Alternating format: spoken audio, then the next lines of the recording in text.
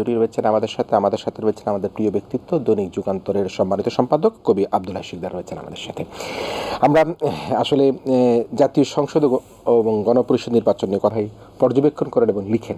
উনি তো রাজনৈতিক বিশ্লেষক, কবিটাই ওনার বেশি পরিচিত। জি জি জি এবং এবং এবং দুজনেই আমরা মনে করি যে এই গত 15 বছর থেকে আরম্ভ করে রাজনীতির অঙ্গনে রাজনীতিকে দেখছেন, বুঝছেন এবং নিজেরা নিজেদের নির্মোহ আলোচনাগুলি করবার চেষ্টা করছেন। আমরা দেখেছি মিস্টার সুব্রত সেটি আমরা দেখেছি যে গণঅভ্যুত্থানের পরবর্তী প্রেক্ষাপটের নিয়ে প্রত্যাশা এবং জাতীয় সংসদ নির্বাচন সংস্কার বিষয়ে জাতিসংঘের ঢাকা অফিস কর্তৃক একটি গোলটেবিল বলা হচ্ছে, গোলটেবিল হয়েছিল গতকালকে।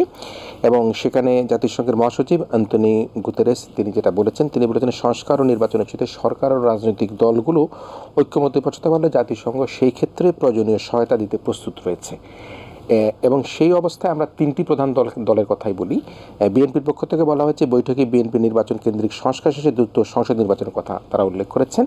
জামায়াত ইসলামী নির্বাচনের পাশাপাশি সংস্কারের উপর তারা গুরুত্ব দিয়েছেন এবং নবগঠিত যে ছাত্রদের দল এনসিপি সংবিধান সংশোধন পাশাপাশি গণপরিষদ ও জাতীয় সংসদ নির্বাচনের কথা তারা উল্লেখ করেছেন। তবে একটা জায়গায় যেটি বেশি বলা হচ্ছে সেটি হচ্ছে যে এনসিপির পক্ষ থেকে জুলাই গণহত্যার সাথে জড়িতদের বিচারে দাবি করেছেন। সেই জায়গায় কিন্তু আমরা দেখতে পাচ্ছি যে দেশের দল মত রয়েছে, সকলেরই কিন্তু একটা মত রয়েছে, ঐক্যমত রয়েছে, কিন্তু সংস্কার, অল্প সংস্কার, বেশি সংস্কার, সেই জায়গাটার মধ্যে একটা মনে হচ্ছে ঘাটতি রয়েছে। ধন্যবাদ।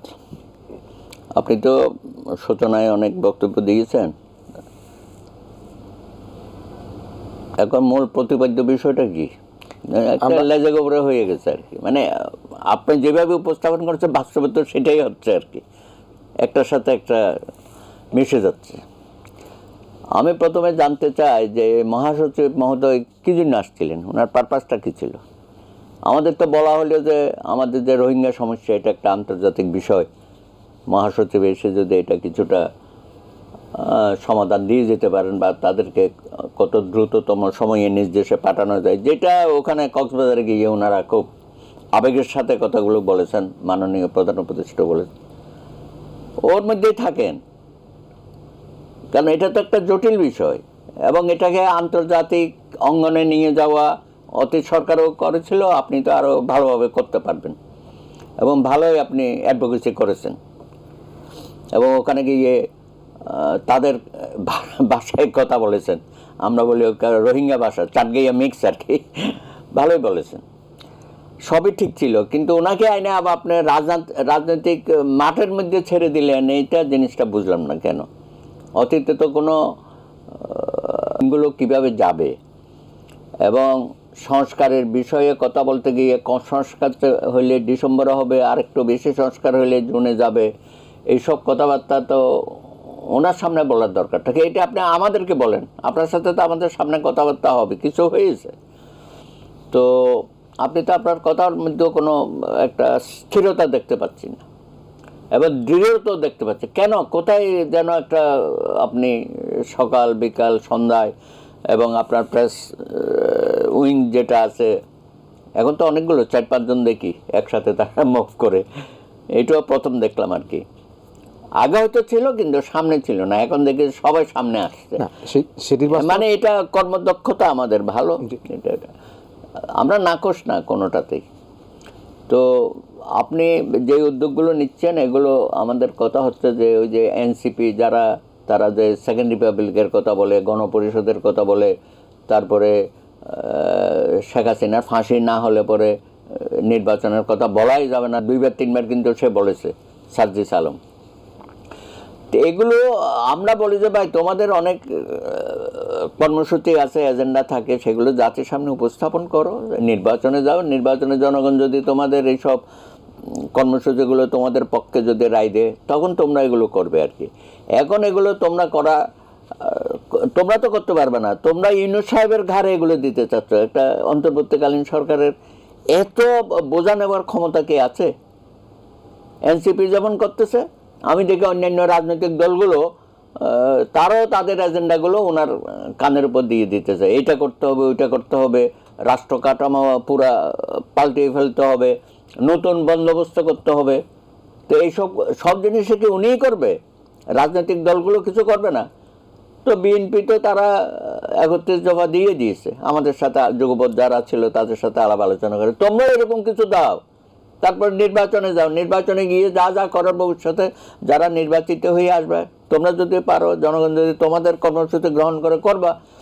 খামাকাই এসব কথাবার্তা বলে একটা দেশের মধ্যে জটিল পরিস্থিতি, আবার বলে যে আইনশৃঙ্খলা পরিস্থিতি ভালো না, নির্বাচন করা যাবে না।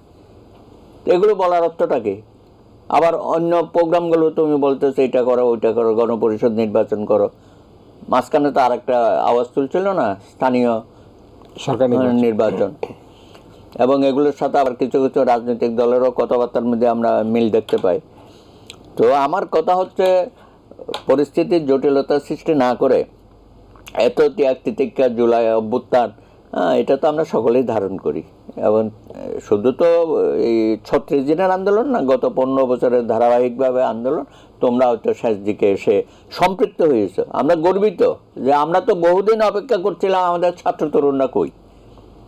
গত 15 বছর ওইভাবে ছাত্র তরুণরা মাঠে নামতে পারে নাই, কারণ যারা সরকারে ছিল ওরা বিভিন্নভাবে তাদেরকে দমিয়ে রেখেছিল, অত্যাচার, নিপীড়ন, এবং তোমরা অনেকে তখন এইসব সরকারি দলের সাথে সম্পৃক্ত ছিল। এখন একজন বলতেছে না যে আমরা তো বিভিন্ন কমিউনিটিতে ছিলাম, এমনকি তোমরা তারা যে কর্মকাণ্ডগুলো করেছে ওইসব বাহিনীর সাথে, হেলমেট বাহিনী, দা বাহিনী, এগুলো তো আমরা দেখেছি। আরে হাতুড়ি বাহিনী পর্যন্ত তৈরি করেছিল এই ছাত্রলীগ। তো তোমরা যে ওই ছাত্রলীগের বিভিন্ন পদ পদবিতে করতে গেলে একটু ধীরে চলতে হবে, দ্রুততম সময়ে তোমরা সব কিছু করে ফেলবা, এবং তোমরা একেবারে হিরো হয়ে গেলা সব কিছুতে, এটাও না, তোমাদের আশেপাশে তো অনেক ছিল। এবং আমিও মনে করি পুরো আন্দোলনটা কোনো প্ল্যান করে হয় নাই, এটা ঘটনা পরম্পরায় হয়ে গেছে। তোমরা কিছু ছেলে একসাথে হয়েছিলে এবং অসাধারণ কিছু কর্মসূচি দিয়েছে, এবং সেই কর্মসূচিগুলো জনগণ নিয়েছে। তোমার তো কোনো সংগঠন নাই, তোমরা যে কর্মসূচিগুলো দিয়েছ কাদের মাধ্যমে এগুলো তোমরা ইমপ্লিমেন্ট করবা? জনগণের উপরে নির্ভর করতে হয়েছে। এখন জনগণ কারা? যারা অধিকাংশই বিভিন্ন রাজনৈতিক দলের সাথে সম্পৃক্ত, অথবা রাজনীতির বাইরে যারা আছে তারা আছে, এবং তোমাদের সাথে গার্জিয়ানরাও। মুক্তিযুদ্ধ মাঝখানে তো তোমরা বলেছিলে যে এগুলো সব বাদ, একমাত্র 36 দিনের গণ অভ্যুত্থানটাকে ধারণ করতে। এখন অবশ্য তোমরা বলছো যে 71 একটা বাংলাদেশের বড় ঘটনা, এইটাও আর একটা বড় ঘটনা। যাই হোক, শাসিত তোমরা 71কে এখন ধারণ করছো। এবং যখন প্রোক্লেমেশন একটা হয়ে গেছে 10ই এপ্রিল 1971, সেই প্রোক্লেমেশনের পরে আবার একটা নতুন প্রোক্লেমেশন দেওয়ার কথা বলতেছে। এখন অবশ্য বলতেছে না, জুলাই সনদ।